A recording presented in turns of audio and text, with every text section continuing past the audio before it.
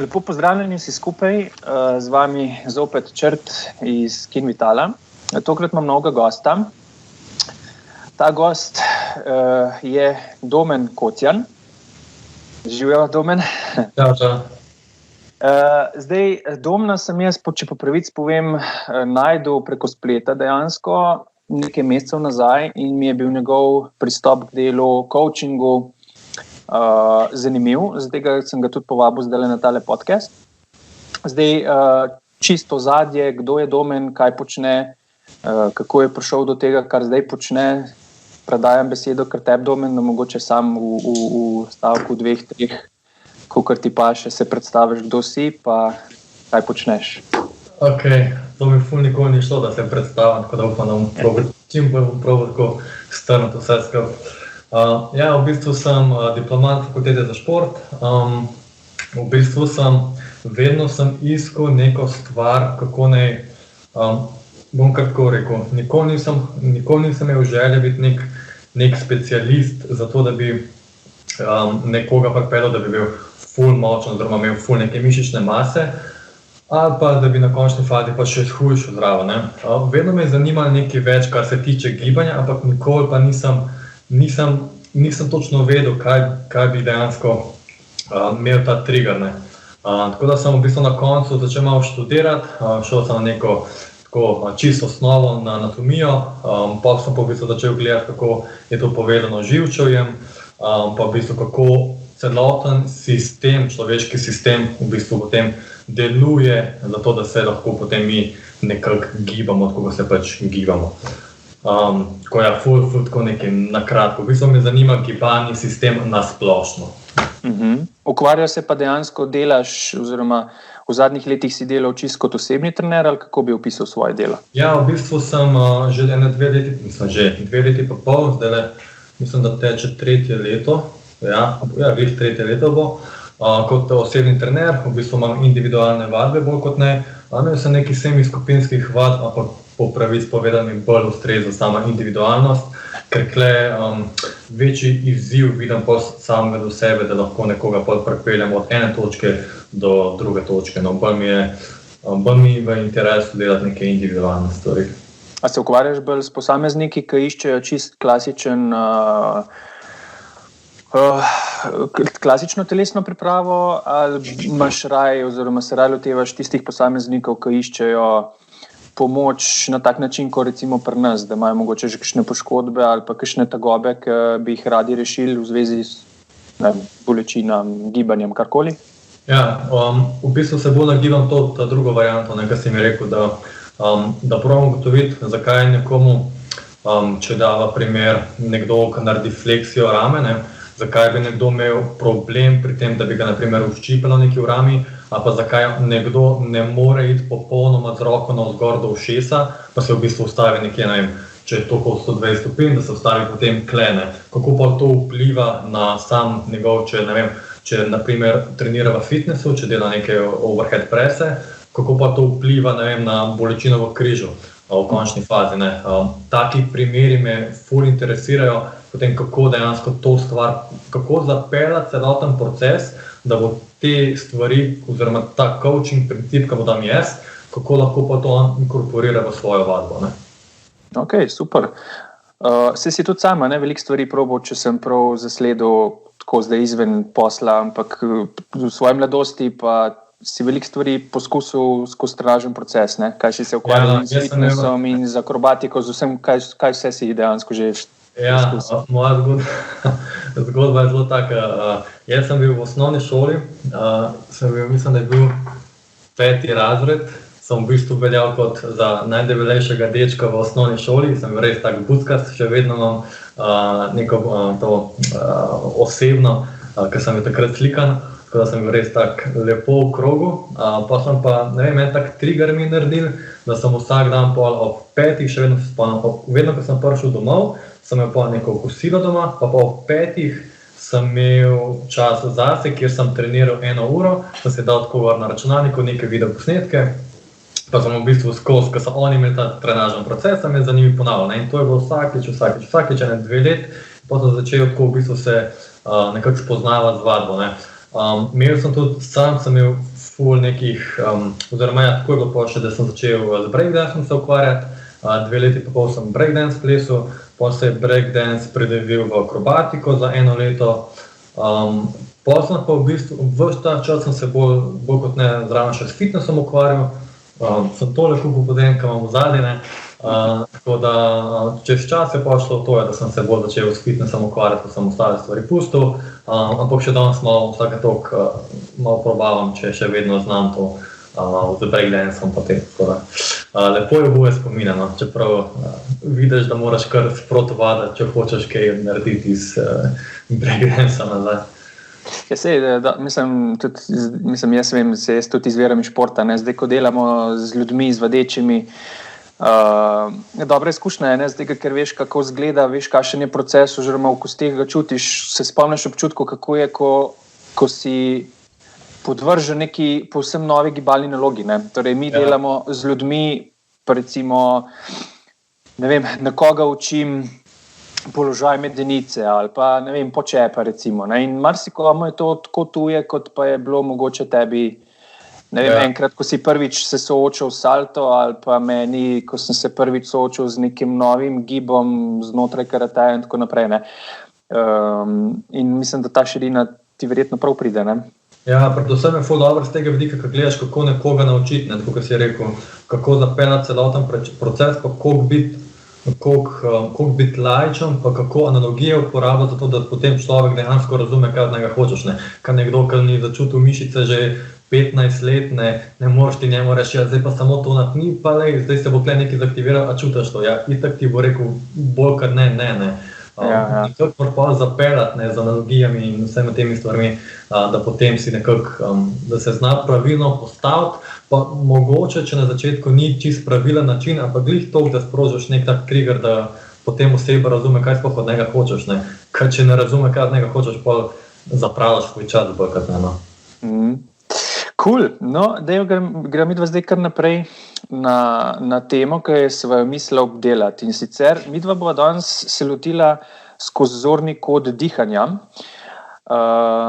Torej, glavna tematika našega pogovora bo dihanje in kako lahko dihanje vpliva na marsikaj v trenažnem procesu, na telesno držo, karkoli s tem, oziroma na celotno biomehaniko, no, našega telesa. Zakaj dihanje? Zdaj, ker sem jaz opazil, ko sem jaz spremljal tvoje delo na teh socialnih kanalih in na spletu, sem opazil, da v marsikakšnem nasvetu, ko učiš, kako neko določeno mišico sprostiti, kako pride do nekega položaja, velikokrat govoriš o dihanju. Pa mogoče za začetek, da vprašam, zakaj zdaj dihanje, oziroma zakaj jaz, ko gledam tvoje vsebine, kako bi rekel na kratko, zdaj bolj na splošno, pa bova šla potem v specifike, zakaj na splošno daješ toliko veliko poudarka na samo dihanje pri izvajanju določenih vaj, pri vzdrževanju določenih položajev in tako naprej. Tako na splošno. Če v bistvu pogledaš, jaz ko govorim o dihanju, ne mislim da iščeš neke mantre, pa ne vem kaj še vse, ne, dejansko, pač kar se dogaja z dihanjem je to, da se tvoje okostje, ko narediš vdih pa izdih, premika v določene položaje. Zdaj, če dava primer, če vzameva takole neko tako prsni koš, ne, pa imaš v spodnji diafragmo, da ne vem, pa me vidiš to, da imaš v spodnji diafragmo, ne. Ja, in vedno, ko narediš vdih, se ta diafragma premakne navzdol, vedno, ko narediš izdih, se ta diafragma premakne navzgor. Bi se mogla. Pa imaš različne stvari, kako človek kompenzira.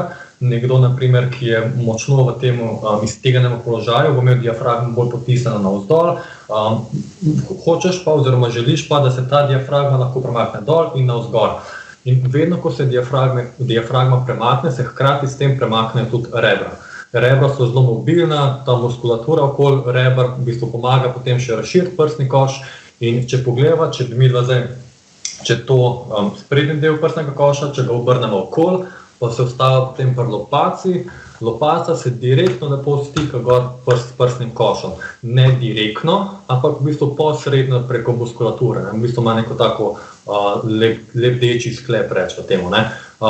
In če tvoj prsni koš ne bo bil, tako ponavadi rečem tako, da si ljudje znajo predstavljati, da imaš po prsnem košu določene balone in če imaš v trebuhu enega, zgori dva, pa vzadi dva.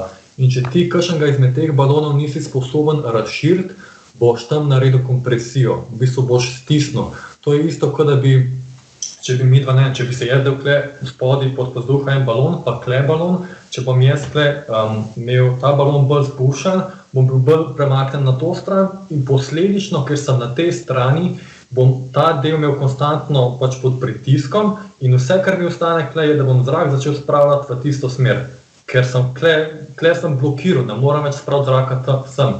Kar v bistvu pomeni, da se bo lopati se začela prilagajati na ta položaj, se pravi posledično bo šla v nek drug položaj, na ta račun bo potem trpela tvoja rečna fleksija, zunanja rotacija, abdukcija rame in potem, ko boš v fitnessu prej, ko sem omenil, da če delaš neke overhead prese, ne boš bil sposoben narediti direktnega pritiska navzgor, ker boš našel način, kako kompenzirati. Največkrat je pa ta način kompenzacije nekje v ledvenem delu ali pa v prsnem delu v končni fazi, ko se močno stegnejo navzgor. Tako da v bistvu iz tega vidika, da na začetku ugotoviš, zakaj bi prihajalo do neke določene omejitve, če rečemo v neki amplitudi giba, in potem najdeš situacijo, kje mišice aktivirati, kakšen Q dati temu človeku in pa potem, kaj ta oseba porabi. Ali rabi narediti bolj kompresijo na eni strani, se pravi močno izdihniti, ker če ti izdihneš, upam, da nisem prehiter. Ko ti izdihneš, ustvarjaš koncentrično kontrakcijo mišic na tisti strani. Rečemo, da sem jaz zdaj, da se bom dal odkole, da se vam dvigne gor. Če bom jaz izdihnil, pa naredil odklon v levo stran, bom ustvaril kompresijo na levi strani. Se pravi, koncentrično kontrakcijo mišic, rečemo, notranjih trebušnih, pa pač ostalih, ki so tle okolo. In v bistvu moja naloga je potem, da če hočem razširiti, če sem imel prej balon na desni strani, ki je bolj spuščen, da stisnem levo stran in potem vdihnem v desno, zato da potem ta balon spet nafilam. Stvarka je ta, da smo ljudje asimetrični. Jaz ful izhajam iz asimetrije. Že zaradi tega, ker mi je ful dobro, da nekomu instantno, takoj, ko ugotoviš, kaj te osebi manjka, ali mu manjka bolj kompresija na eni ali bolj razširjenje na drugi strani. Ful mi niso všeč te slovenske izrazi, ampak ni okej. Da potem, ko ti ugotoviš, kaj točno mu manjka, je ta efekt takojšen. Takoj vidiš, ali se mu izboljšal range of motion ali ne. Ali si ga kje biksnil, ali si mu dejansko na ta prav gumb pritisnil in si že takoj dobil efekt. Potem pa v bistvu naloga tvoja in pa v bistvu tvojega vadečega, da inkorporiraš te vaje in pa mogoče, če dela, oseba izpadne korake, če je to v njegovem programu, da mu tako malenkost prilagodiš program, da izpadne korake še vedno dela, ampak na malenkost drugačen način, da ga samo malo drugače postaviš. Ampak pa rečeš, na levi strani rabiš malo bolj levo zadnjo ložo, delate tako postaviti, da boš na tej strani malo več ponovitev, kakšno serijo več naredil, kakor pa na desni strani. Se pravi, v bistvu, da mu daš da mu čim bolj približa stvar v ta njegov že trenažni proces, če seveda je prisoten. Ok, zdaj, kar se tiče tle v celotni zgodbi, kar se dihanja tiče, zdaj, če sem te prav razumel, če si jaz to prav predstavljam, ti z dihanjem nekako potem poskušaš posameznika spraviti, dajva reči, jedro, torej telo od vratu do medenice, do medeničnega dna. V bistvu ta del človeškega telesa poskušaš nekako v narekovajih nacentrirati toliko, izboljšati do te mere, da lahko, nek gib naredi bolj optimalno, lažje, z večjim obsegom giba, prav razumem, recimo, da s pomočjo, s temi koncepti, s pomočjo dihanja, če vidiš, da je nekdo sključen na eno stran, recimo, in ti potem s pomočjo nekih, torej, seveda vaje, logično, plus zraven prišteje še neke dihalne strategije, to prav razumem. Ja, če se lahko dava direktno primer, rečva, da nekomu, kaj pa ti dava primer, rečva, da ima nekomu manjka notranja rotacija kolka na desni strani. Ko jaz naredim izdih, če dava primer križnico, pa da gledam kaj dol, križnica, ko naredim vdih, bo šla sem, ko naredim izdih, bo šla sem. Se pravi, v nek tak fancy izraz gre v kontranotacijo, takrat, ko vdihnem, takrat, ko izdihnem, gre v notacijo. In takrat, ko naredim jaz vdih, gre moja križnica v to kontranotacijo in se posledično acetabulum, kolk, premakne nazaj. Kar pomeni, da bom šel v zunanjo rotacijo s kolkom.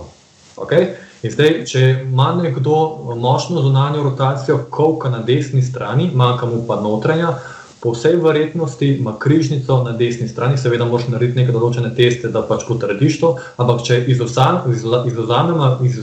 izvzameva mišice, da bi on imel neko tako plast kompenzacije, bi po vsej verjetnosti oziroma mogla iti stegenica v zunanjo rotacijo in bi tam pač tudi ostala. Kar pomeni, da v bistvu spremeniš neko središčno referenčno točko, ko preverjaš notranjo rotacijo.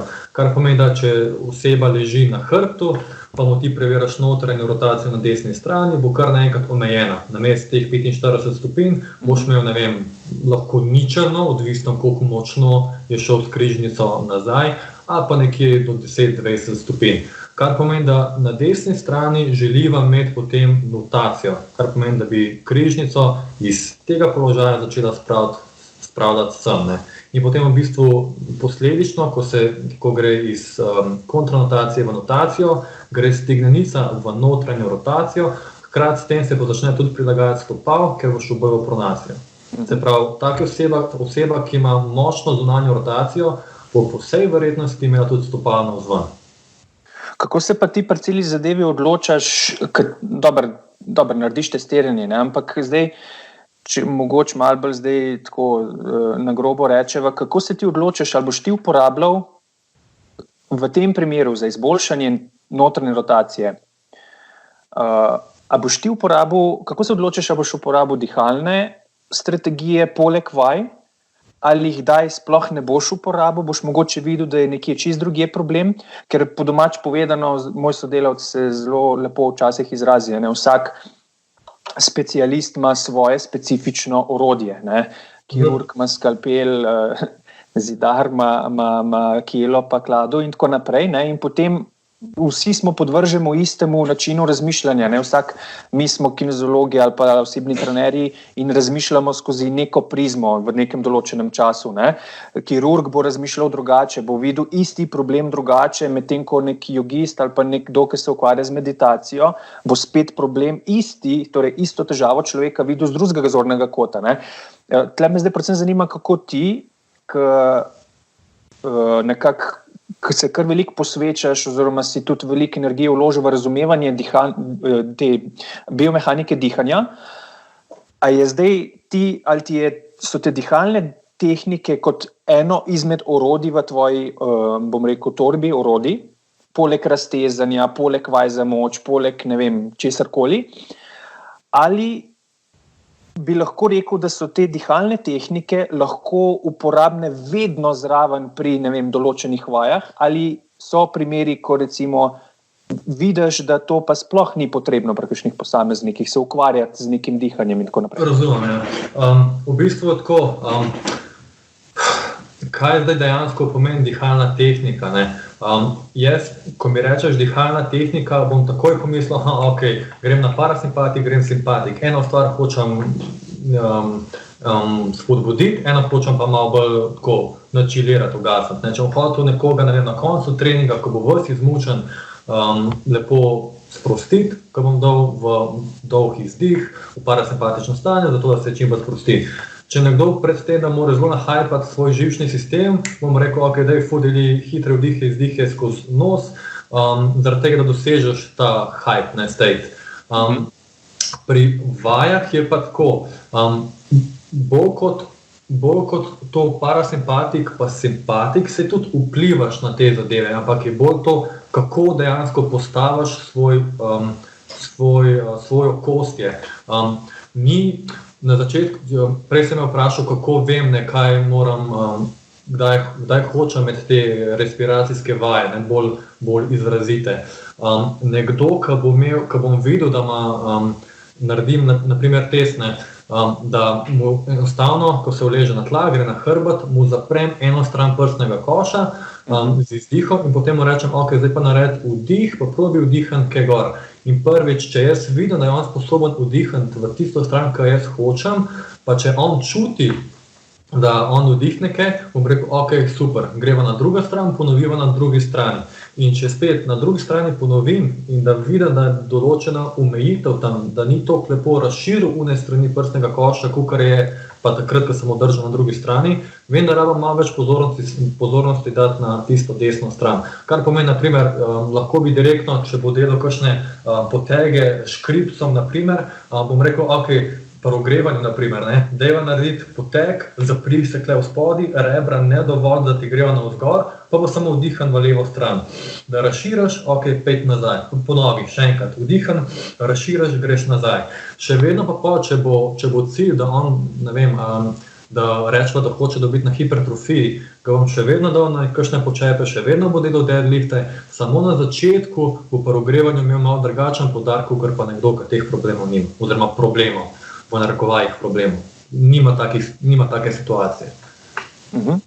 To so recimo zelo take specifične strategije, ne? A bi lahko dal v podoben koš, kar se tiče učinka akutnega, ne? Torej, da ti nekoga, ker celoten namen tega je, da ti nekoga reprogramiraš, ne? Po domače povedano, da mu ti spremeniš gibalne vzorce noter v gibalnih centrih, gor v možganih oziroma v živčevju, ne? In enako počnemo tako z nekimi kombinacijami razteznih vaj, krepilnih vaj, aktivacijskih vaj in potem vse skupaj povežemo v neko koordinacijo nekega giba. Ne si bo enostaven, ne si bo kompleksen. Ne? Zdaj govoriva še o nekem dihanju še zraven.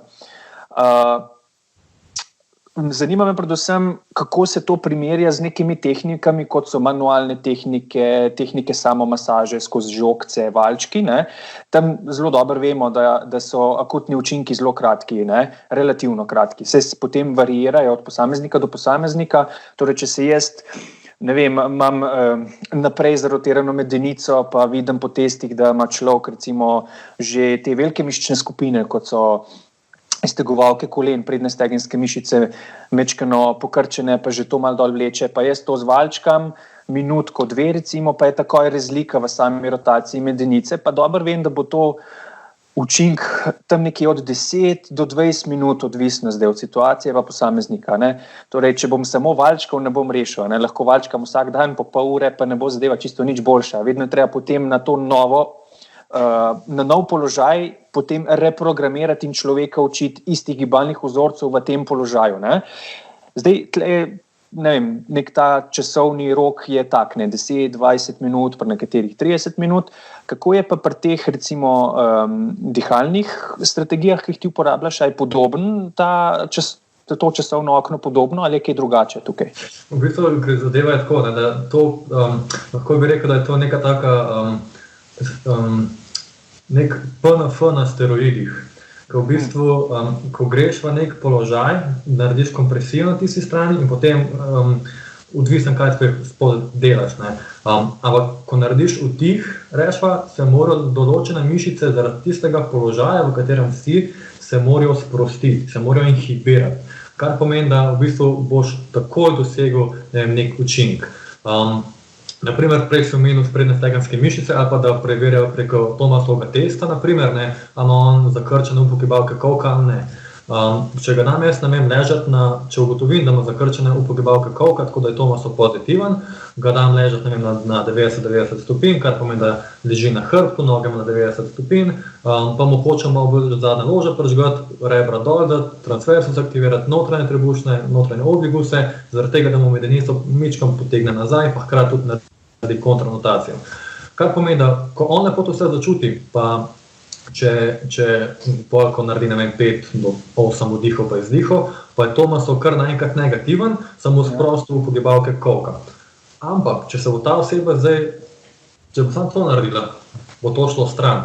pa če bo samo dihano na tem položaju, bo šlo to stran, bo takoj spet Tomasov pozitiven. Kar pomeni, da moram ubrati take vaje, kjer bojo medenico malenkost bolj držale v posteriornem nagibu, v kontranotaciji, ne pa toliko v notaciji. Kar pomeni, da če ima nekdo, Tomasovega pozitivnega, pa da vidi, da ima ful močne erektorje, bom verjetno dal več poudarka na samih počepih, kakor pa na kakšnih deadliftih. Ker pri počepu želim, da ima pelvično diafragmo v spodaj, pa torakalno diafragmo konstantno v tem položaju, hkrati s tem pa takoj, ko da on rečeva, da dela počepu spred, da mu je malenkost laže, takoj, ko bo on dal palco na segor, bo šla križnica takoj v kontranotacijo in bom že tukaj poudaril to, kar on malenkost več rabi, se pravi malo več kontranotacije, ne pa toliko notacije. In v bistvu bom delal spet kakšne izpadne korake, ravno na ta račun, da mu bom hkrati s tem delal tudi to, ne pa toliko tega, če seveda je kaj dol obrne. Pa po nekaterih raziskavah rabiš nekje od 4000 do 6000 ponovitev zaradi tega, da sploh prije to v motoriko noter, da se navadiš. Tako da tukaj pa velika dam ljudem tudi naprimer navodila, oziroma bo navodilo, kakor predlog, da če zarotiram bolj v desno stran, da zdaj pa, ko boš ti odpiral vrata, da se večkrat z levo roko stega naprej, pa odpri kljuko, ko sediš za računalnikom, malo zaprimal v levo stran, zato da boš malo več zraka dajal v desno stran in tako naprej. Take mičkane stvari, ki jih potem lahko inkorporirajo v svoj vsakdanjik. Neka dnevna higiena, mi temu rečemo dnevna higiena gibanja, ker v bistvu večina coachinga, če je seveda posameznik pripravljen investirati energijo, pa seveda nekaj odgovornosti je tudi na nas, da mi dejansko človeka motiviramo v to, je to, da je večina coachinga skoncentrirana na dnevno higieno. Torej, vsaka malenkost, da takrat, ko se spomni, kako se usesti, odvisno zdaj od tega, kako se usesti, kako sedeti, kako odpreti vrata in tako naprej. Da tista ura ali pa 2 ali pa 3 na teden, ko delamo s človekom, je v bistvu pika na i celotnemu coachingu. Takrat mi dva greva specifično, pa v bistvu vsta coaching, če si predstavljajo neko piramido, vsta coaching potem takrat, ko se pa dobiva na tedenski ravni, takrat poskušava to piramido izkoristiti v tisti 1 uri ali pa pol ure na tak način, da greva skozi vaje, pa v bistvu to širino, ki je poskušal upoštevati vsak dan, skoncentrirava v smislu višje intenzivnosti gibalnega treninga v roku, pol ure. Da skozi delaš nek progres, da imaš skozi nek nov izziv. Še to, predno greva naprej, da so še znotraj tega tvojega odgovora, poskušam čist dobro razumeti te stvari. Torej, zdaj smo omenjala primer recimo rotacije medenice, naprej nazaj, in si ti recimo podal primer, kako lahko z neko strategijo nekoga poležeš, potem medenico nazaj zrotiraš, izdihneš, transverzus aktiviraš, zadnje stegenske mišice aktiviraš, posledično preko refleksnih mehanizmov se sprostijo pogibalke kolka. In to traja lahko zelo kratek čas, kot si rekel, lahko par sekund, ker lahko takoj podreš. V bistvu traja lahko dlje časa, ampak če ga bo spet spelo na uno stvar, se ga bom prenovajen. Dokler vzdržuješ, potem v tem položaju vaje, to traja. Zanima me predvsem to, ali ti potem uporabljaš zdaj trenutno v tem svojem obdobju dela večinoma take strategije, ali se poslužuješ potem recimo strategij, kot so raztezanja, ne si bo klasično statično, ne si bo PNF raztezanje, ali recimo manualni pritiski z žogcem, z roko, z valčki. Torej, a imaš mogoče zdaj kakšno preferenco, da se raj določenega repertoarja držiš, ali vse mešaš, kako zdaj trenutno? Recimo, če zdaj hočeva adresirati, zakrčene pogibalke, pa jih hočeva zdaj za teh pol ure dela sprostiti, ali se večinoma osredotočaš na te tehnike, kot si jih zdaj opisoval, ali mogoče kdaj še na manualno sproščanje, skratka, kako ti tle se odločaš? Bolj kot ne, sem te manualne stvari, pa vsa ta vačkanja sem bolj kot ne opustil, ravno zaradi tega, ker sem videl, da je efekt, je tako, kot si rekel, dosta akuten, pa da več dobim prek teh vaj, ker prvič, tukaj je večja senzorika, takoj mi zaktivira one mišice, ki jih rabi zaktivirati in takoj začuti, kar pač mora začutiti. Pri vačkanju, na primer, tega ni. Pač vse, kar je, da imaš akutno sproščanje, ampak ne začuti pa mišic, ki rabijo ravno kontrirati temu. Zakaj ima on spremljati krčenje? Ja, mogoče se kaj dogaja na medenici. Daj pejt potem naprej medenico pogledati, ne pa direktno delati na samem mestu, kjer on čuti napetost. Zelo redko kdaj je napetost oziroma vzrok za tisto napetost na tisti strani oziroma na tisti mišici, ki jo pač, ne vem, v tem primeru vačkaš. Če na primer delaš prej si, kaj si že omenil, za prsno mišico, da delaš žogco.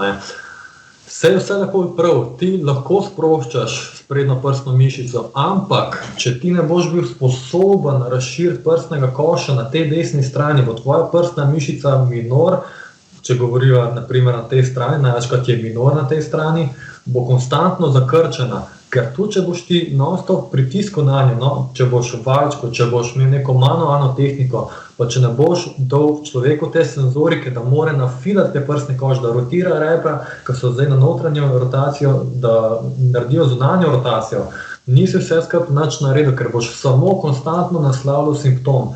Zdaj sem en vlog sem enkrat posnel, koliko dejansko ljudi sploh razume vačkanje, pa koliko jih dela samo zaradi tega, ker jim je to ritual. Je to, gremo v fitness, vidim tam en dela na vačku, bom jaz si vzel en vaček tle, ker je glih na voljo, in tole sem pa nekaj videl na internetu, na Instagramu, nekdo mi to povedal, da je to dobro, da sprostim, pa res čutam, da vam nekaj napet. Ja, se je, ampak če boš ti to delal en let, malo drugače se boš mogel pa naslaviti stvar. Ravno ponavadi je ta zadeva, da ljudje pridejo pa mi rečejo, konstantno to delam, ampak mi ne pomaga. Zakaj pol delaš to, če moraš konstantno to delati? Daj se malo iz drugega kota poglej. Če je neka določena zadeva, naprimer, ko jaz naredim neko vajo z njim, da razširi prsni koš in to, če vidim, da ima še vedno omejeno, ne vem, rečeva zunanjo rotacijo, bom šel malenko sproščati, pa če rečeva ramena, bom šel sproščati notranje rotatorje. Itak, ker očitno, če mi je sposoben razširiti prsni koš, koliko hočem, je očitno problem v mehkem tkivu, da ga malenko sprostim in se bo potem slejko prej začel to pač postavljati na svoje mesto, pa hkrati aktivira tudi mišice, ki bodo delali ravno kontra od temu. Tako da v bistvu zajamem cel proces, če na začetku te respiracijske vaje oziroma te vaje za to, da on polno kapaciteto pljuč in prsnega koša uporabi. Če sem naredil vse, kar je tle za narediti, pa ima še vedno določeno omejitev, še vedno ga malenko ščipa bom šel gledati na drug način, pa šel pogledati, očitno imaš tle res neko mišico, imaš nek sklop mišic, zelo redko, kdaj je ena mišica problem, da bo malo bolj to naslovila, pa šel, ne vem, da se pa kle malo z vački, ali pa vačka, naprimer, tudi uporabljam takrat, kadar je nekdo imel ful težek trening, pa na koncu rečem, da se malo leš, roke narazen, lahko se tudi malo povalaš glih to, da to malo noge, roke malo sprostiš, pa narediš pač svoje, ka folk usede, pa se malo vačkati, ka malo dobro čutiti. Da bo ljudem malo bolj jasen, mogoče tudi, dobro, ne zdaj samo morebitnim trenerjem, ki to poslušajo, ampak tudi laikom, torej rekreativcem, koliko dejansko potem za te vaje, za te strategije, ki jih zdaj opisujeva, koliko časa dejansko porabiš na neko vadbeno enoto s človekom. To, da si ljudje predstavljajo, da to ni zdaj 1 ura nekega dihanja, ampak da je to tako, da malo poveš, da si lažje predstavljajo, koliko hitro lahko dosežeš tisti akuten učink, torej prej sem omenila sproščanje upogibavk kolka, koliko vdihov, koliko izdihov ali pa koliko minut recimo lahko z neko dobro izvedbo pa dobrim coachingom, koliko hitro lahko dejansko prideš do tega učinka, tako, čisto malo za predstavo. Ja, na začetku se malenko še loviš, ker ne veš čisto točno, kaj hočem od tebe imeti, To je isto, ko priješ, ne vem, rečemo, da vam jaz v najemu neko stanovanje, pa rečemo, da je samo ena soba, da bo lažje za predstavo. Da imam eno sobo, ki je dosti majhna, ampak sem zaenkrat zadovoljen. In pač noter neko pohištvo, dam poljšlo, omare, mizo, pač vse, kar je ok, vse dokler jaz hočem še kaj dodatno spraviti noter, ampak mi začne zmanjkovati placa. Pa naprimer ti čak priješ, pa mi rečeš, tam v zadnji, ki pa še nisi pogledal, tam so pa ena vrata, veš, in lahko ta vrata odpreš, pa še kaj zneseš, kaj da boš imel še več prostora. In sem jaz tako, hvala, sploh nisem vedel, da so tam ena vrata, ne. Dejansko moraš malenkost, moraš biti potrpežljiv pri nekaterih, da najdejo ta svoja vrata, da vejo, kaj hočeš od njih, da točno znajo začutiti pač une stvari, ki od njih hočeš, da začutiš, ne, da začutijo. Ko pa enkrat to znajo, pa v bistvu lahko narediš to progrevanje, to ti vzame, ne vem, 4-5 minut, narediš 2-3 serije, mogoče daš 2 vaji, pa narediš po 5 vdihov pa izdihov. Teda je velik poudarek na izdihu, zaradi tega, da narediš čim večjo kompresijo na eni strani, da potem lahko narediš vdih, pa pač sprostiš del, ki pač hočeš sproščati, ne. Največkrat je, če koga zanima, ne, največkrat imajo ljudje kle v zadnji omejitev, da so kle v zadnji, da ne vem, če se vidi, v zadnjem delu prsnega koša, da imajo kompresijo, ali pa kle v spredi. To ful na grobo, naprimer, pomeni, da nekdo, ki ima rame naprej, mora po vsej verjetnosti malo bolj kledati poudarka, nekdo, ki je pa ful močno v tem položaju, mora pa malo več dati v zadnji poudarka. Se tudi lahko pa vidiš, ne, nekdo, ki je v tem položaju, bo težko prišel s popolno fleksijo nad glavo, nekdo, ki je pa zaprt, bo imel malo omejeno notranjo rotacijo, ne. Ja, ker tle so potem tudi tako, ko se recimo vsak na svoj način giblje, vsak na svoj način hodi, eni hodijo z nogami na ven, eni na not in tako naprej. Imamo tudi potem pri dihanju recimo specifike, ne? Tiste glavne, ki jih jaz mogoče z glave poznam, pa mogoče štle kaj boljšega dodal zraven, ne? Imamo tisto klasično dihanje, ki mu rečemo v narekovajih gor v ramena, torej dihanje na tak način, da prepona premalo sodeluje, pa potem vratne mišice prevzemajo, pa tukaj le zgornje skleni in tako naprej. Pa potem imamo gibanje, ki je ravno obratno, torej imamo ljudi, ki dihajo preveč s prepono dol v trebuh, pa tukaj le praktično se nič ne dogaja v prsnem košu. Pa imamo ljudi verjetno, ki vdihujejo potem, mogoče so kakšni taki primeri s kakšnimi skoliozami, ki dejansko potem še na stran en del uporabljajo, ne. Skratka, verjetno tle veliko enih primerov. Imaš mogoče tistih, mogoče če našteješ tistih 3-4 najbolj klasičnih, pa najbolj pogostih, ki niso zdaj tako zakomplicirani, ne. Dobro, imamo tiste specifične primere, ne. Ampak ti pogosti, toliko, da mogoče malo našteješ, torej, da ni vse samo dihati v trebuh, ko si marsikdo predstavlja, ampak je treba uporabljati vse skupaj hkrati, torej, da se prsni koš, prsna kletka ne razširi, torej, če jaz diham samo v trebuh, običajno se to tako zgodi, da se trebušne mišice preveč sprostijo, prsni koš se ne razširi in posledično potem zadaj hrbtne mišice, torej te ekstenzori hrbtenice preveč prevzamejo in se človek takole nazaj nagne v vdihu, sicer diha v trebuh, da ne bo tukaj obremenjeval preveč vratov, ampak ima pa drugo težavo, potem na drugi strani, zadaj s hrbtom, Ja, sej, ful se je lažje predstavljati, če sam pomisliš, kaj se dogaja z organi noter, ko vdihneš v trebuh, Dostkrat, ne vem, kakšen mi reče, da njega so pa konstantno učili dihati v trebuh, ker sem igral, ne vem, flauto, whatever, ker sem pel, in sem mogel konstantno noter vdihovati v trebuh, Ja, sej, ampak ni point to, da boš tekom dneva tako dihal, pač ti si mogel takrat dihati tako, ker enostavno je to pač to tvoje delo zahteva to od tebe, kako si že omenil, ko jaz vdihnem v trebuh, največ je to, da vdihnejo v trebuh, ali pa da pač se ful uporabljajo vratne mišice, da pač lahko zaradi nekega stresa, ki ga imajo, ali zaradi tega, ker so konstantno za računalnik, ker smo za računalnikom, imajo potem enostavno te mišice toliko dela. Saj te mišice ti hočejo samo dobro, ker hočejo zrak spraviti zgori in ti pomagajo, ampak ti pa to čutiš, kot da je neki bav, ker čutiš to napetost, ampak ona ti dejansko hoče samo pomagati. Tvoja naloga pa je, da jim rečeš, daj se malo sprost, pa bom jaz poskrbel za to, da boš ti lahko potem posledično se sprostila mišica, da bom odprl nek drug del prsnega koša. Ko vdihneš v trebuh, če se zdaj vrnemo nazaj na to, ti dejansko, če gledam SKR spet, ko vdihneš v trebuh, ti organe, pošle naprej. Posledično nima medenica nič drugega za narediti, kot da se zvrne naprej in evo ti erektori so on fire, na koncu imaš lahko še glavobol, ker ti gre direktno navzgor. Tako da imaš ljudi, ki dihajo ful v trebuh, imaš ljudi, ki dihajo ful izrazito v prsni koš, ki so postavljeni polkle gor, ne. Imaš ljudi, ki zelo uporabljajo vratne mišice, zato da lahko potem sploh pač preživijo, ne. Tako da imaš kup enih stvari, največ je pa lahko, da naprimer, to je pa malo bolj tak trik, ne, da naprimer, če naprimer imaš potem tudi ljudi, ki izrazito uporabljajo levo stran, da vdihnejo, desna je pa pač bolj kot ne mrtva. Ogromno ljudi čuti večinoma desno stran, bolj dominantno, ker je leva stran mrtva, ker imajo pač, ko naredijo kompresijo na desni strani, pač boš avtomatsko prenesel težo na desno stran, in bo leva stran v bistvu v narekovajih nafilana s helijem, je pač ni.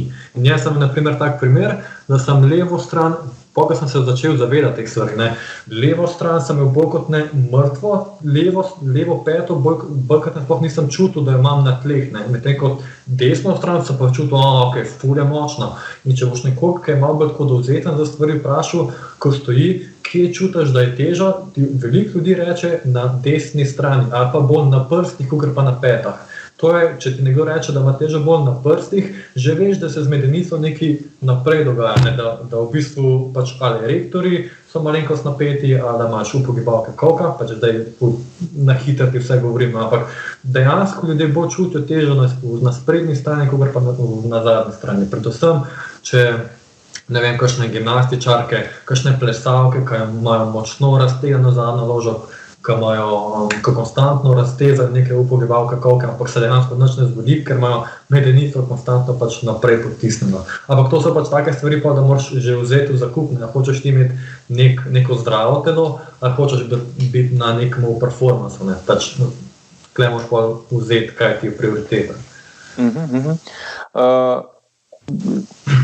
Mi velikrat, ko delamo z ljudmi, ne, prej so že omenila higieno, pa dnevno higieno gibanja, ne, ker tle zdaj pri dnevni higieni, tako bom rekel, dihanje je neka praktično naša glavna fiziološka funkcija, ne, torej, če ne jemo nekaj časa, bomo dolg časa zdržali, če nekaj časa ne pijemo, bomo tudi kar nekaj časa zdržali, samo manj, ko pa če ne jemo, ne. Če se ne giblje, bomo tudi dolg časa živeli, ampak nam ne bo preveč ok, ne. Če pa nehamo dihati, bo pa že čez povprečju, če pogledava, že čez 10 sekund bistveno hudičevo neudobno, oziroma čez minuto, dve lahko problem, ne, če ne dihamo.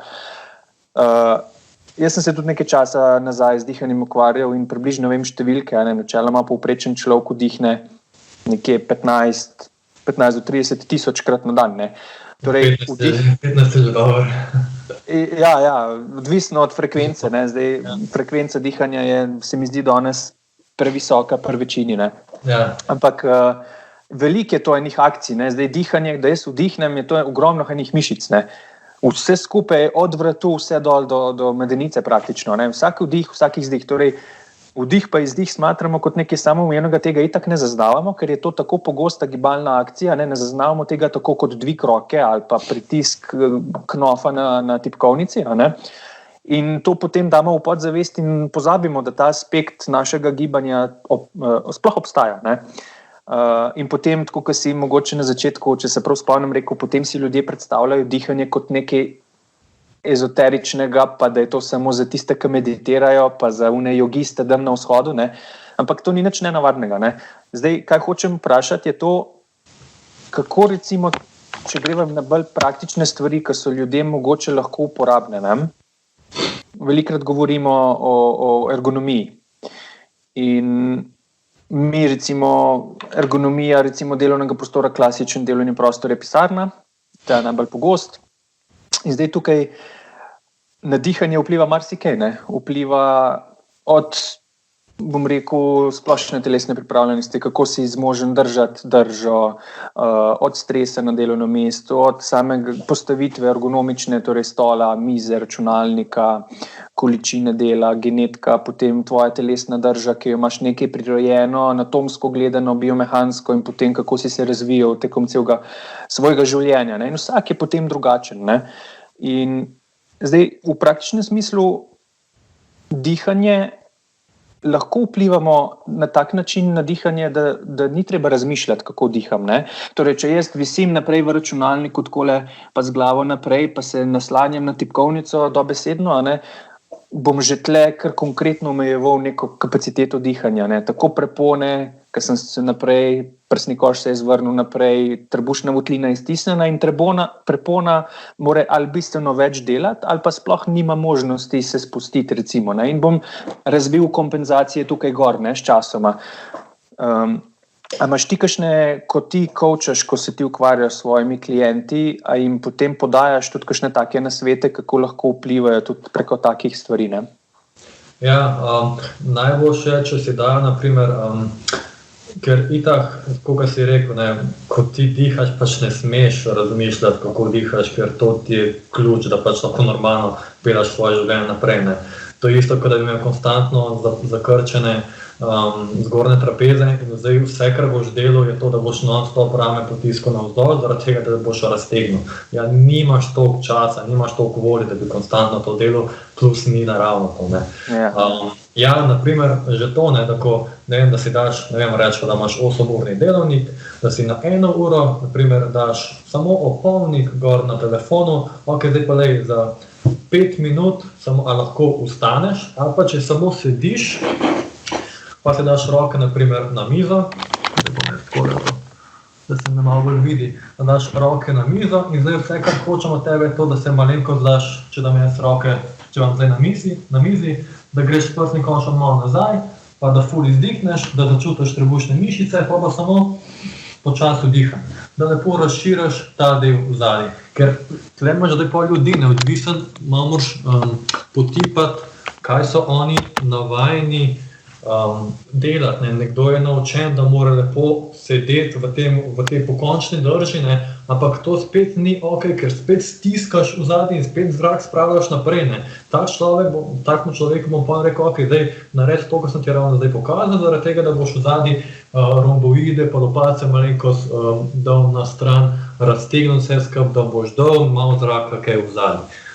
Ker taki ljudje dostikrat potem čutijo neko ščipanje med lopaticami, imajo neke trigger pointe na lopatici, ki se jih ne morejo znebiti, in v bistvu potem pač samo nekako tako inkorporiraš noter v njihov ta delovni prostor.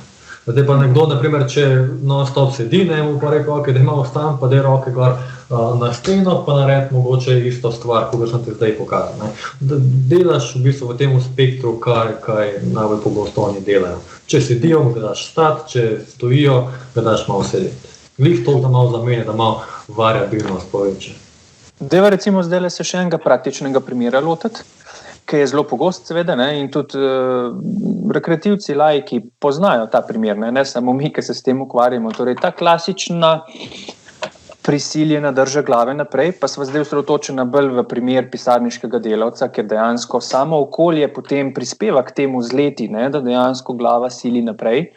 Mislim, okolje in pisarniško okolje in način dela je lahko eden glavnih faktorjev, ne, pri marsikomu, ki prispeva, sej faktorjev je več, ampak ta je lahko en glavnih. Zdaj, če gledava čist iz vidika biomehaničnega, ne vem, obremenitve mišic, udobja, učinkovitosti pri delu, pač mi svetujemo vedno tako, da svetujemo ljudem glede na mize, računalnike, stole, karkoli že imajo v pisarni, in jim svetujemo, kako to okolje prilagoditi tako, da je telo, kar se da v nevtralnem položaju. To zdaj pomeni, da glava ni ne preveč naprej, ne preveč nazaj, da nisem s trupom preveč sključen naprej, preveč nazaj. Skratka, da so te sklepi vse od vratu do praktično stopal dol, v nekih tistih najmanj obremenjenih pozicijah, nevtralnih. Ne. Posledično je človek sproščen, bistveno bolj, mišični tonus različnih mišic je manjši, posledično mu je bolj udobno, a posledično lahko več fokusa usmeri k svojemu delu, je bolj produktiven, že z tega vidika lahko stres manjši, skratka, zgodba je široka. Zdaj, če se nekdo nasloni lepo na stol, na naslonjalo, tako da je lepo, da ni sključen naprej, ne samo, da bo fizično se dobro počutil, tudi dihanje bo bistveno boljše. Zdaj, rad bi pa, to je to udobje. Druga stvar, ki bi pa rad, da jo ti razložiš, ker sem te slišal že to razlagati, že na tvojem kanalu, pa si zelo dobro razložil, pa bi rad, da še tukaj. Kako lahko vpliva ta položaj glave naprej, pretiran, ne samo na bolečine, pa na poškodbe hrbtenice in tako naprej, na dolgi rok, ampak tudi na samo dihanje, na frekvenco dihanja, pa na recimo dihanje skozi nos, skozi usta, posledično oksigeniranost celotnega sistema. Mogoče kaj na to temo, no? Ker to si zelo dobro razložil že, pa bi mogoče še tukaj še enkrat izpostavljena, ker taka praktična stvar, da ljudje ne samo z vidika hrbtenice, ker vsi razmišljajo samo o hrbtenici, ne? Se je fajn, da se jo čuva, ker je to en glavnih struktur, ampak tudi dihanje ima svojo vlogo, ne? Ja, v bistvu moraš vzeti v zakup, da hrbtenica ni nič brez rebr. Ker rebra pa posledično premikaš, ko vdihneš. Kar pomeni, da ko boš ti vdihnil, se bojo rebra začela nekaj obnašati in hrbtenica se bo posledično začela nekaj obnašati. Lahko boš šla v ekstenzijo, lahko boš šla v fleksijo ali pa rotacijo. Odvisno, kaj želiš bolj poudarjati. Zdaj, ja, ko bom jaz glavo imel potisnjeno naprej, mi bo določene dihalne poti mi bo pa začel omejevati. Kar najkrat bom bil primoran odpreti čeljust bo šla navzdol, pa v retroverzijo, kar pomeni, da mi bo eno to kost, ko jo imamo noter tle, bo kot ne pač v vratu, mi bo dvigana navzgor in bom kar najkrat bil primoran dihati skozi usta, ne pa skozi nos. A me slišiš zdaj? Ja, slišim, ja. Okay, super. In to je na primer dobro opisan v knjigi Oxygen Advantage, kjer ful lepo povzamejo, kaj se zgodi s človekom, ko diha non-stop skozi nos, ali pa s človekom, ki diha non-stop skozi usta. Ne. Če boš ti dihal skozi nos, v nosu imamo v tej obnosni votlini, nadosferings, se mi zdi, da se imenuje, center za dušik. In ko boš ti vdihnil skozi nos, se bo dušik začel sproščati in ga boš lepo začel uporabljati. Kar pomeni, dušik je glavni plin za to, da boš naredil vazodilatacijo. Ne. Kar pomeni, da bo razširitev žil, ne? Tako, ja, razširiti žile. Poleg tega bo začel počasi bo začel večati svojo toleranco na ogljikov dioksid. Ker če ti nimaš tolerance na ogljikov dioksid, se ti kisik vse skupaj ne bo nič noter absorbiral v same celice, ker zato, da pač se lahko da lahko gre kisik stran od hemoglobina, mora priti ogljikov dioksid prerezati to nit, zato da lahko potem kisik pelje pa naredi svoje, kar pač naredi svoje. Ne. A ti imaš lahko še toliko nasičen hemoglobin s kisikom, ampak če ogljikovega dioksida ne boš imel, če ne boš bil toleranten dovolj, pač ti nič ne pomaga ta hemoglobin, ki je zelo nasičen. Ne. Kot ne je hemoglobin nasičen dost v teh optimalah, zelo redko, da je hemoglobin, da ne bi bil toliko nasičen, da bi bil tako na 90%, ponavadi je vedno višji. No. Bolj kot to je omejitveni faktor, ali si ti sposoben ta kisik dati stran od hemoglobina. Vse si že omenil, ne, malo s tekom dušika pa tako naprej, pač priporočljivo je dihati skozi nos, ne. Pa marsikdaj, ko se pogovarjam z ljudmi, pa me vprašajo, pa zakaj se čez usta lahko normalno diham, ne? Pa jaz rečem, ja, ampak načeloma, če bi lahko, imamo dve dihalni poti, ne? Ampak zakaj pa potem imamo sploh nos, ne? Pa z nekim namenom ga imamo, ne? Torej, pa tudi z nekim namenom imamo cel ta kompleksen sistem znotraj nosne votline, od dlačic do recimo možnost proščanja dušikovega oksida in tako naprej. Do sinusov in take stvari, torej nek namen ima in verjetno že če kmečko pomislimo, a ne, verjetno je smiselno dihati skozi nos.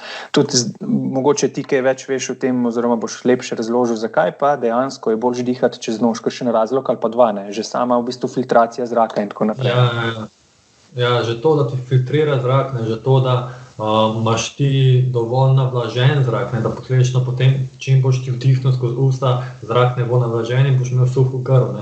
Koliko ljudi se zbudi zjutraj, ko imajo suho grlo zaradi tega, ker dihajo, ko spijo z odprtimi usti. Ne. Posledično tudi pač smrčijo tudi. Ne.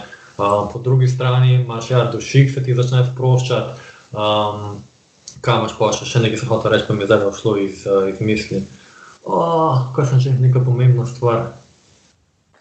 Da sem to, ne vem, v glavnem, ful imaš, pač nekih stvari, ki se dejansko sploh ne, koliko je dejansko kompleksna ta naša nosna votlina, ne, in enostavno pač začnemo uporabljati usta, ker pač lahko vdiham to, to sem hotel povedati, da telo se manj muči takrat, ko vdihamo skozi nos, kakor pa takrat, ko vdihamo skozi usta, ne. Že to, da ne rabim segrevati zraka, potem sem noter, nekaj čim bom vdihnil skozi nos, bo zrak že takoj dovolj, ne rabim posledično take homeostaze non-stop jo drmati, zato da se potem telo pač trudi, samo zaradi tega, da malenkost bolj zrak nalaži, pa posledično da rata toplejši.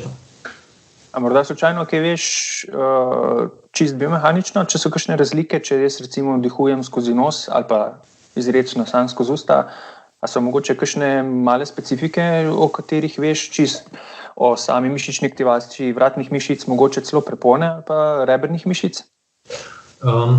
Vratje oziroma ta del je prav poseben sklop, ki je ful kompliciran, do katerega še nisem uspel priti. Tako da ti ful kaj dosti ne znam povedati, kar se tega tiče.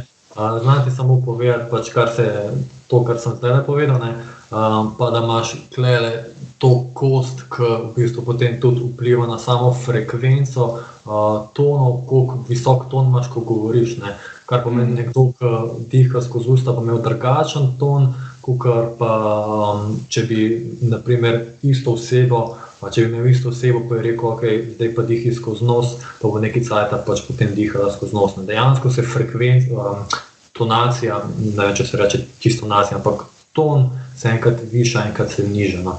Tako da ful je nekih povezav, kompleksno telo je to kompleksno, da prej se omenja, kako različni sistemi med sabo sodelujejo, ne. Če jaz to gledam kot da imamo mi vsi skupaj nek tak super sistem, ki vsebuje več sistemov, ne. Imaš respiratorni, imaš živčni sistem, mišični, skeletni, prebavni, limfni in še naprej, ne. In če te sistemi ne znajo med sabo sodelovati, če te sistemi ne znajo se prilagajati določenim dražljajem, pa potem spet priti na isto stanje, ali pa če se te sistemi ne znajo prilagoditi nekemu dražljaju, na primer, ne, če mišica, kot ti delaš, ne vem, rečemo neko hipertrofijo, ne, da se mišica zna prilagoditi tej vadbi, ne, da dobi neko hipertrofijo, ne, dejansko vse te stvari so toliko med sabo povezane, ne, da če ti, na primer, na njih imaš, mislim, da imaš 5 vplivov, oziroma 5 pogojev, ki jim moraš zadostiti, zato da vsi ti sistemi potem sodelujejo med sabo pa delajo, kako je treba, ne. Moraš imeti ustrezno spans, moraš imeti ustrezno prehrano, kar si že govoril z Nenadom, ne, moraš imeti nek tak stresni management, moraš biti, pač vsi ljudje smo pač neka socializacijo rabimo imeti, ne, predvsem je zdaj omejitev, ker smo pač konstantno noter zaprti, ne, in to pa ta socializacija direktno vpliva na stresni management, mogoče tudi vpliva pri kakšnih na prehrano, predvsem je pa 5. del gibanja, ne, pač to, kar se mi ukvarjamo s tem, ne, in v bistvu vsi ti 5 pogoji so med sabo toliko povezani in direktno vpliva na ta naš super sistem. Tako da to je toliko še nekega neodkritega potenciala, da se mi sploh ne znamo predstavljati. Ne. Ko že limfni sistem ima zelo veliko povezavo, potem kako to vpliva na gibanje, pa potem posledično tudi na neke pojav bolečin, kakorkoli že. Jaz sem se na začetku, ker vidim res, da me to neverjetno fascinira, kako respiratorni pa živčni sistem vplivata na mišični pa skeletni sistem. Tukaj se zdaj v bistvu zadržujem, hočem veliko vedeti o tem, potem bo pa čas še, ko bom enkrat začutil, da je časno, da bom šel še nekaj na te ostale sisteme in da potem res tako holistično gledaš na celotno zadevo. Ker tako, kot si rekel, ne, lahko imaš zelo, kakšni ljudje, imaš ljudi, ki so bolj popredačkani, ne, pač kirurg bo uporabil nož in skalpel in tako naprej, ne. Jaz pa mislim, da je res ful nekega velikega potenciala, da pač res gledaš na celotno zadevo. Itak ne moraš vsega vedeti v vseh teh sistemih, ne. Lahko pa veš, kako pač posamezni sistem vsaj malenkost deluje, ne. pa potem znaš spraviti neko tako smiselno celoto. Pa pač povezati to z gibanjem, glede na to, da smo v tej industriji. No, cool. Evo, za konec bi pa še eno tako vprašanje načela, no, da nekako zaključiva tudi z nekim praktičnim napotkom, se mi zdi pametno za ljudi. In sicer vpliv dihanja na parasimpatični pa simpatični živčni sistem. Mogoče boš za kakšne pol minutke na hitro na grobo razložil, kaj to sploh dvoje je za tiste ljudi, ki mogoče so samo slišali za izraz, pa mogoče še ne razumejo čisto dobro, kaj to je. Pa potem mogoče na koncu recimo neko čist klasičen pristop, ki ga lahko pa dejansko vse splošno svetujeva ljudem, ki pride prav tako v pisarni, kot recimo na koncu treninga, ko se želimo dejansko sprostiti, ko želimo misli umiriti, ne? Te klasični dihalni pristopi, ki si jih že omenil, pa bom raje pustil tebi besedo, no, da ti to razložiš, se mi zdiš bolj elegantno kot jaz. Ja, imaš, kot si že omenil, ne? Imaš pač avtonomni živčni sistem, imaš razdeljena simpatika, pa parasimpatika obstaja, še tretja veja, še en del parasimpatika, ampak bolj kot ne, to bolj pustimo na miru. Imaš v glavnem zdaj, naj jo zanimata dve stvari, ne? Pač simpatik je dejansko del živčnega sistema, ki nam je skozi evolucijo dovolil preživeti. Če ne bi imel tega simpatika, ne bi mogel ubežati tigru, oziroma ostalim stvarem, ki so nas, dinozavrom, ki so nas lovili, ne bi jih mogli pač, ne bi se mogli hraniti, ne bi mogli loviti živali, zato da smo preživeli in tako naprej. Po drugi strani imaš pa parasimpatik, ki ti v bistvu dovoli, kalma, malo se sprose, vse bo še v redu. To imaš pa, ne vem, te si lahko predstavljaš simpatik kot neko stvar, ki si zelo nahajpan, ko čakam, da se zgodi, ja, demo, ali pa da imaš 100 kil pred sabo, 100 kil moram dvigati, zdaj moram biti čim bolj nahajpan, zato da mi bo to uspelo. Po drugi strani imaš pa parasimpatik, ki si rečeš, zdaj sem pa zelo zmatran, moram se umiriti, greš v neko tako zen stanje. Parasimpatik si lahko predstavljamo kot neko jogo, simpatik si pa predstavljamo neko bootcamp, neko tako vadbo, ki si zelo nahajpan.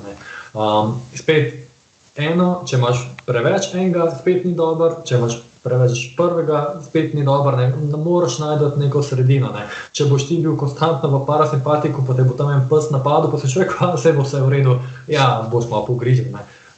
Če boš imel pa ti konstantno simpatik nažgan, ti bo pa, ne vem, življenje ti bo to hiter minil, konstantno boš živčen. Jaz sem, na primer, dosti tak tip, da ful skačem levo, desno, pa nisem toliko umirjen, jaz bi mogoče rabo malo bolj parasimpatika, medtem ko pač drugi, pa, ne vem, kakšni, ki se ukvarjajo zelo veliko z jogo, ki so ful kalma, ki že vidiš, da ful počas govorijo, včasih imaš pa tudi tak izziv njih nahajpati, predvsem, če imajo spredi 100 kil, ki jih mora dvigati. Tako da ja, simpatik lahko spodbudiš tako, da delaš hitre vdihe pa izdihe, najbolj optimalno skozi nos, zaradi unih razlogov, ki so jih prej omenila. Po drugi strani parasimpatik, narediš dolg izdih, na koncu izdiha, da res daš čim več zraka ven, ker ljudje, ki jim rečeš, sprav v zrak ven, naredijo in to je to. Ma pa še ful nekega prostora za to, da lahko da to ven. In po možnosti na koncu narediti vsaj nekaj 5 sekund na pauzo, kar pomeni, da jaz zrak ven, v zrak ven, naredim malo pauze, zato da dovolim, da se vsi te plini noter izmenjajo in da potem lahko naredim počasen vdih in seveda, da ne bo ta vdih tako, da bom to naredil, ampak da bom lepo umirjeno vdihnil noter. In po možnosti, če sem spet v nekem takem položaju, kjer mi bo pomagal razširiti prsni košček, ki ga imam malenkost pod kompresijo, bo še dodaten bonus. Ja, ker dejansko te stvari so lahko uporabne vedno in povsod za vsakega, ker niso komplicirane, ker dejansko lahko, ne vem, neka nervoza, lahko si v službi, tako kot zdaj jaz sedim za računalnikom, delam in pač se mi mudi in vem, da se mi mudi in ne smem nehati in si seveda čedalje bolj živčen, ne gre in si kar naenkrat bolj v računalniku dihaš, mogoče če se z nekom pogovarjaš, tako kot zdaj, če bolj hitro govoriš, že se te težko razumeti, kot zdaj jaz govorim, zelo na hitrco, in v bistvu dejansko lahko vplivaš na akutni ravni, pa to lahko ta akutna raven traja lahko več minut, tudi več 10 minut, ne, da jaz, ko se zalotim, tako kot zdaj jaz, pa malo mencaš, pa jeclaš, se samo umiriš, pa samo spet, tako kot si rekel, ne. Ja. In to je v bistvu dovolj lahko 2, 3, 4 izdihe, pa je to, ne. Torej, lahko si vzameš dejansko pol minute in začutiš, kako se tudi vse skupaj se malo umiri, ne. Dihašni tonus, misli se umirijo in dejansko boš lahko bolj produktiven, ker če skozi dirko, ne si bo to v pisarni, ne si bo to v telovadnici, ne, odvisno, kaj iščeš, kaj rabiš, ne. Dejansko se moraš umiriti, ker bo potem tudi miselni procesi boljši, recimo v telovadnici, ne, takrat, ko je to treba takrat, ko moraš dvigati 100 kil oziroma svoj maksimum, takrat se nahajpaš, narediš nekaj podobnega temu, ne, še zraven kakšno aktivacijo narediš, za tisto, rekel, minuto, ko imaš pauze, 2 minuti pauze, 3 minute pauze med vajami, ne, kakršnekoli pauzo imaš, je fajn, da se malenkost umiriš. Recimo, ne. In jaz vidim največjo uporabno vrednost, prej si govoril simpatičnim odzivom. Nekako je zelo smiselno trenirati v bistvu prehod iz enega v drugega. Torej, itak živimo v ciklih, v daljših, torej dnevni cikli, potem imamo minutne, imamo cikle, ki so zelo kratki, kot je vdih, izdih in tako naprej. Vedno vse poteka v ciklih, ne. In moramo vklopiti, pa izklopiti, pa vklopiti, pa izklopiti, ne. Takrat, ko me cucek napade, moram v momentu vklopiti simpatični sistem. Takrat, ko imam, ne vem, ko ravno naredim serijo neke vaje za moč doma ali pa v fitnessu, pa če vem, da imam minuto pauze odmerjene, da si bom odmeril minuto pauze, je verjetno pametno, da vsaj nekaj sekund te pauze malenkost umirim, dihanje. Z dihanjem je to najlažje. Mogoče poveš še to na kratko, zakaj je z dihanjem dejansko najlažje? Ker zdaj si že rekel, ne, ker je to najlažje narediti, ne. Vse v končni fazi lahko veš ti, ne vem, če te ful veseli kvačkat, ne, lahko skočiš za 1 minuto kvačkat, pa se umiriš na ta način. Ne vem, kdo bo kvačkat, pa fitness pa vsi kvačkat, ne, ampak pač najlažje ti je to narediti, ne. Pač mogoče se mi zdi, da malo preveč dajemo na to, da lahko umirimo svoj sistem samo z dihanjem, ne, ampak dejansko če greš ti v gore, pa če ti to ful sedeja, pet v gore, pet, ne vem, se igrejo z otroci, pač vse naredi, samo da se boš sprostil, ne. Moraš najti neko tako stvar, kjer se lahko sprostiš, ker v končni fazi nove ideje, vsi ti miselni procesi se dogajajo takrat, ko si pač sproščen, ko lahko razbiješ rutino. Ti, če boš konstantno z računalnikom, boš konstantno razmišljal, kaj moram še narediti, to, kaj zdaj se moram nekaj spomniti, nov članek moram napisati, nimam nobene ideje. Ne boš je dubu, vse dokler ne boš šel, ne vem, pod tuš, kjer se boš umiril in bo pač kar naenkrat ta ideja prišla, ker boš razbil rutino, ne. In tukaj pa začneš tudi malo psihologijo zraven študirati, ne, kako potem ljudem to predstaviti, ne. Na končni fazi ni samo vadba, ne, ampak je dejansko cel proces upeljan. Tako, ja. Super, Domen, dobro sva pokrmljala, mislim, da imava še kar kakšno temo za obdelati naslednjič, če se strinjaš. Še kdaj. Kakšno rečeva, mogoče ostaneva pri dihanju, mogoče ne, mogoče greva čisto druge vode. Skratka, tem je veliko za obdelati. Preden končava, predno rečeva adijo, mogoče še poveš, kje vse te lahko ljudje najdejo, da malo pobrskajo tebi, kaj počneš, mogoče spostaviš svoje spletne strani, svoje kanale, pa kakor sem opazil, imaš tudi zdaj 2 digitalna produkta tudi na voljo, tako da malo to opiši. Ja, najdete me lahko na YouTubeu, sicer bi bil cajt, da že kakšen posnetek nov dan gor, ampak ajde. Spletna stran hfp.si, ker je tudi bolj kot ne, pač se dajam stvari gor, ampak bolj kot ne sem na Instagramu bolj dejavno. Pod katerim imenom si na Instagramu? Instagram Human Function and Performance. Če se vpiše HFP, mislim, da se ne najdemo. To enostavno zaradi tega, ker ljudje smo bolj vizualna bitja, pa mene ima nekaj bolj domače dajati na Instagram, pa zelo.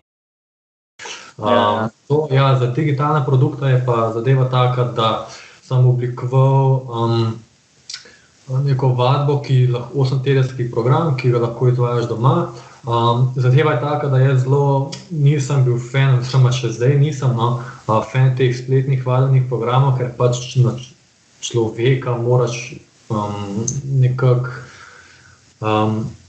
vsak mora biti individualno pač obravnavan. In če hočeš ti imeti najboljši rezultat, moraš imeti zadeve, ki se točno tebe lotijo.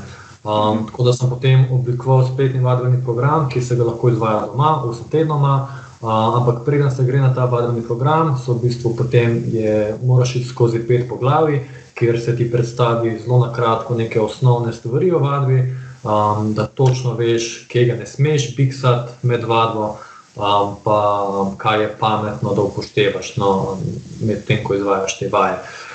Vaje niso samo za to neko dihanje, je v bistvu celoten proces, ko ga sem prej rekla, na začetku malenkost dihanja, potem se malenkost bolj na mobilnost osredotoči, na jedro in potem na koncu imaš tudi neko krožno vadbo, kjer si malenkost že bolj zadihan.